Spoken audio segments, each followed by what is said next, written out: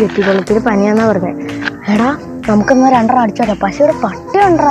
പട്ടിക്കുള്ള സാധനം എൻ്റെ ഉണ്ട്. എന്നാ വാ.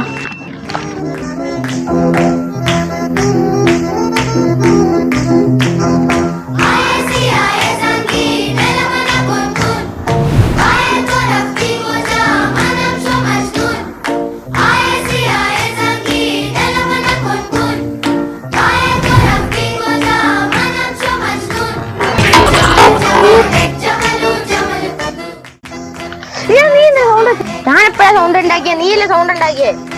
എടാ പുള്ളി ഇപ്പൊ എണീക്കും. വേഗം കൊടുത്തിട്ട് വാ. അതേ കിട്ടി.